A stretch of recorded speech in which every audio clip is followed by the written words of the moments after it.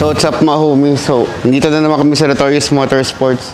So ngayon, meron kaming project ngayon. Ang project namin ngayon is itong SRT. So ginawa namin, nilagyan namin siya ng exhaust dahil yung stock niya sobrang tahimik. So gusto namin paingayin yung kotse. So itong kotse na to, galing pa sa Kawit, Cavite. Okay? So ito yung ginawa natin. So ginamit pa rin natin yung pinaka-tip niya kasi yun yung request ng customer. So nilagyan natin siya ng piping dito. Tapos nilagyan natin siya ng, yan, ito yung exhaust niya. Yan, kung makikita nyo, naka-X-pipe siya. Yan.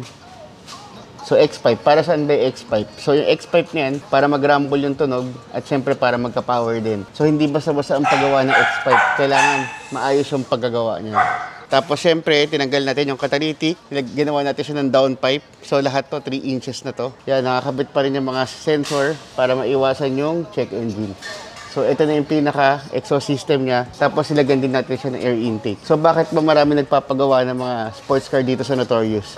Siyempre, ilang years na rin kami gumagawa ng kotse. Since 2016, nandito na kami sa South, sa Parañaque. Hanggang ngayon, gumagawa pa rin kami ng mga sports car, ng mga pang-everyday na kotse. So, bakit pa kayo pupunta sa iba? Dito na lang sa Notorious Motorsports. Bibigyan naman namin kayo ng mga affordable na presyo.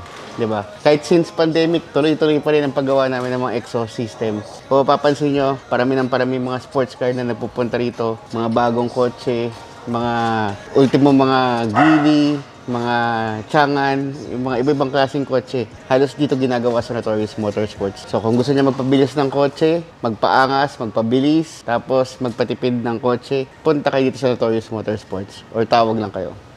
So what's up mga homie? So ito yung ginawa namin na air intake para dito sa Hemi na to. Sa 392 Hemi na engine. So ginagyan namin siya ng 4-inch na air filter tapos 4-inch na tube. So yan. So ngayon, pakinggan natin kung ano magiging tunog niya.